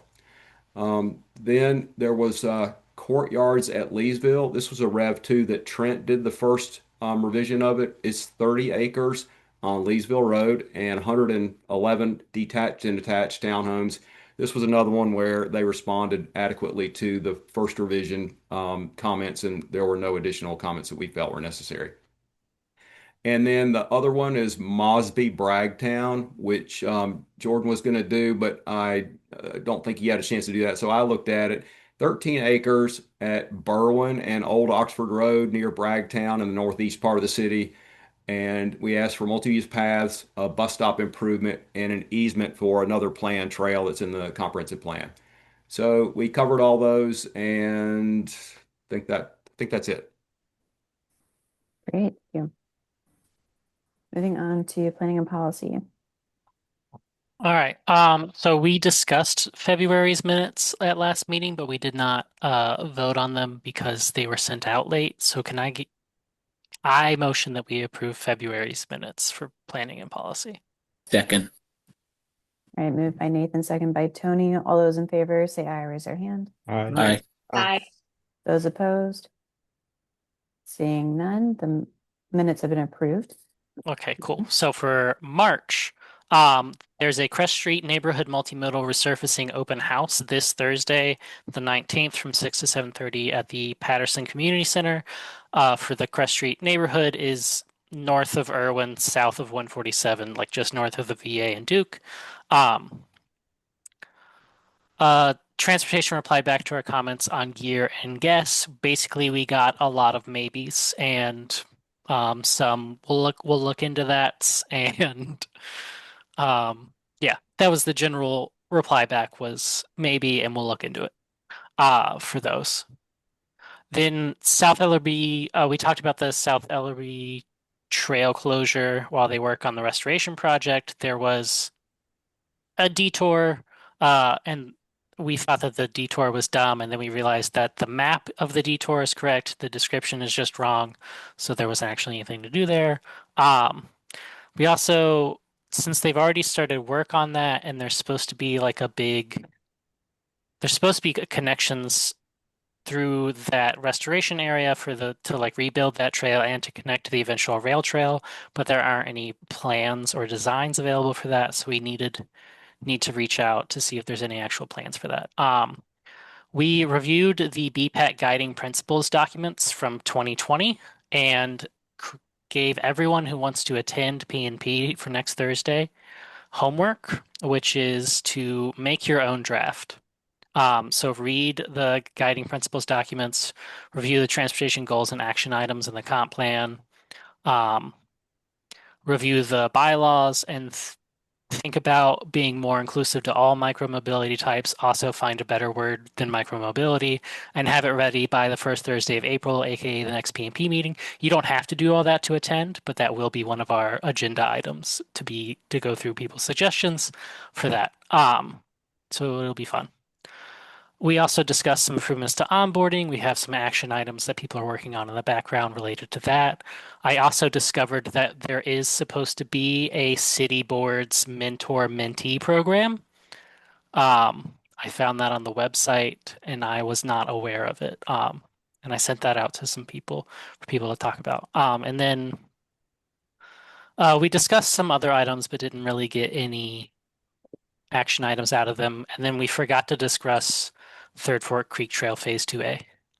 And yeah, Carl, you had a question? Yeah, Nathan, on the LB Creek Trail, I just noticed I was driving by today and I noticed that they have now closed the trail there at Trinity, where across the Trinity. So, or where it goes yeah. And on Trinity goes towards the new South Ellerby restoration area. So do you know if there's going to be like signage for folks to go? The new route's going to be along Duke Street, right? Up to No, Duke Street is wrong. It's going to go the other way. It's going to go to Washington. To Washington. Oh, because the first one I saw did show it going up like Duke Street up to Markham. So they're going to route it the other way, east? Yeah, they're going to route it east. Okay. Instead of west. I assume there'll be like proper signage. I haven't seen anything yet, but I assume maybe Aaron may know. I saw a map on the website that showed it going east, and then they had a description under that said go west. And so I don't know. It does make more sense, yeah. Aaron, do you know? I'm sorry, I've not been plugged into that, but I can reach out to whether it's maybe the stormwater folks, and try to find out some more information. Or maybe it's DPR, right? Because they're the ones that actually manage the trail. So yeah, I'll have to do a little homework on who to reach out to first. But once I figure that out, I will see what I can find out and learn about that for y'all. Thank you. There's the announcement from Durham Parks and Rec. Yeah, it's Parks and Rec, yeah. And then they have the detour map that shows it going to the east. Anyway, any other questions? Okay, can I get a motion to approve March minutes for planning and policy? Motion to approve the minutes. Seconded. Moved by Chris, seconded by Katie. All those in favor, raise their hand or say aye. Aye. Aye. Aye. All those opposed? Seeing none, great. I would, before we continue on, like to ask somebody to motion to add 10 minutes to the meeting. I move I to add understand. 10 minutes. I understand that some people will have to leave and that's acceptable. Can I get a second? Second. All right, moved by Nathan, seconded by John. All those in favor say aye, raise their hand. Aye. Aye. Those opposed? Great. So moving on to the next item, we have other liaison reports, again with Nathan from Duke. Yeah, so Carl DePinto was the head of parking and transportation at Duke University, and he has resigned. And so there is a hunt for a new Carl DePinto. So if anyone on this call has 10 years of experience running a transportation agency at a major university, feel free to apply. The requirements weren't that extreme, but they were more experienced than I have, and that's what I was mainly looking for. So we are trying to find a new one, but also since we're trying to find a new director, this has also kind of become an opportunity to maybe reorganize how parking and transportation works a little bit and also refocus it to be less parking first and more transportation in general focused. And so there's some work going on with the Alternative Transportation Advisory Group and the Duke Climate Commitment people trying to get that together. And that's it. Okay, great. Thank you. NCCU with Nate. Nothing to report. I'm trying to get a student to work on that video, and I think she's gonna be happy to do it. But she is potentially interested in getting a bike, and she doesn't have any money to do so. So I've talked to her about the Durham Bike Co-op, but if anybody has a lead on a bike, let me know. She's interested. Sounds great. Thank you. For Vision Zero, I don't have any update. Hopefully I'll have one next month. UDO task force with John. Nothing new to report except that the whole process of the UDO is on hold. And so I guess if I would maybe direct a question to one of our council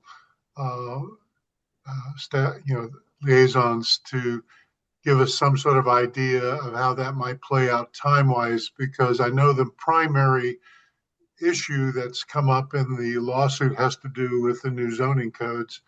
We were looking to get some new descriptions put in for things like bicycle parking, et cetera. So just some idea of how that might play out. Yeah, Matt, we want to respond. I mean, Matt's on the joint city county planning as well as Wendy. I don't know if y'all have thoughts on that.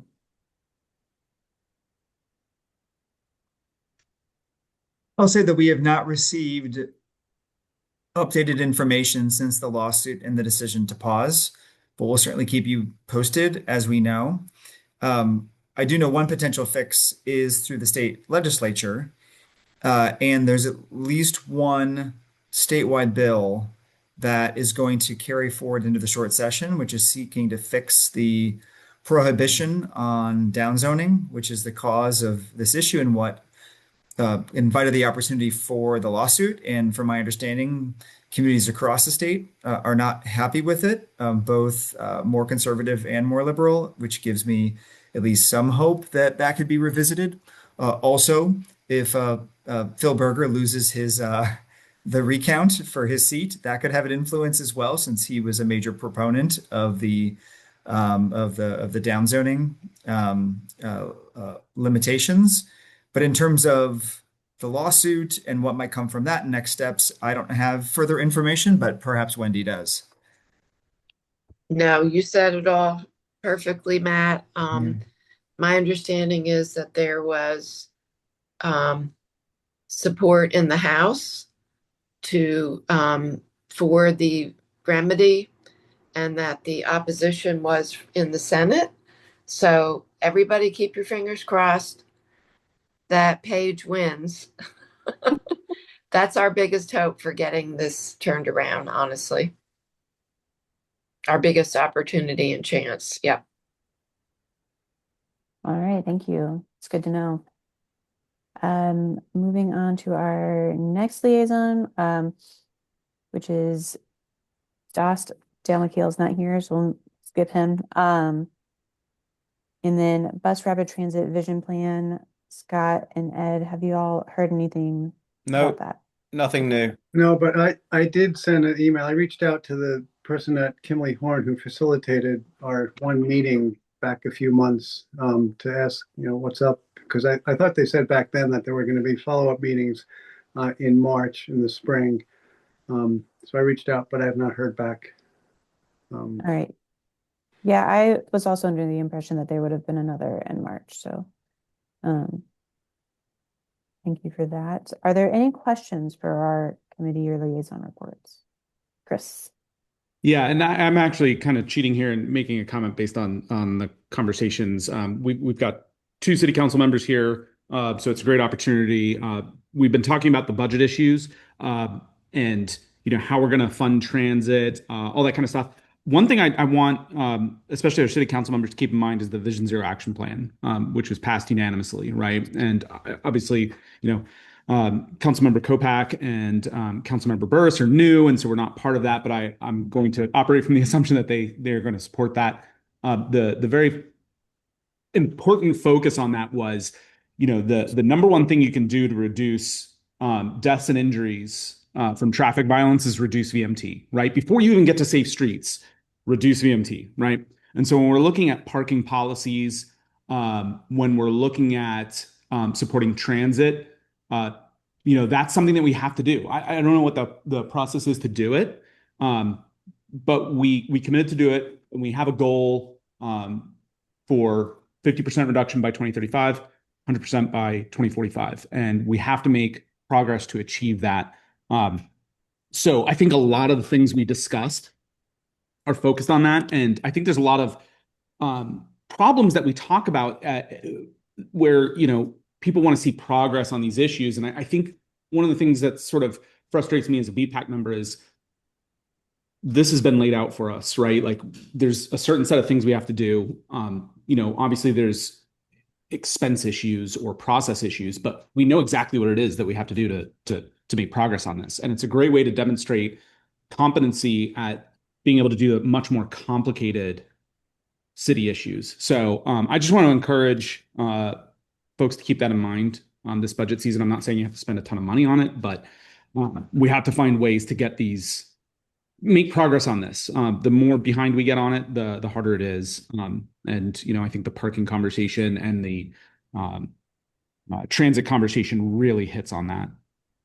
Yeah, thank you so much, Chris. And I'll say that I do absolutely support the Vision Zero action plan. But as Commissioner Jacobs, and Commissioner Jacobs mentioned earlier, the LDC is a crucial part of this too, in encouraging growth patterns that support greater density in more urban areas closer into the city, in high demand areas where you can have more mixed use.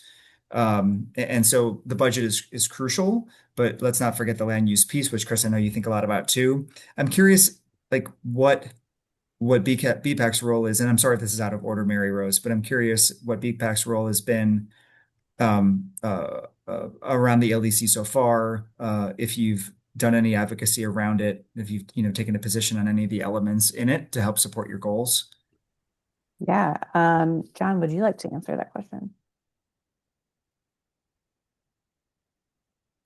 Well, in the task force for the UDO, we were focused not so much on the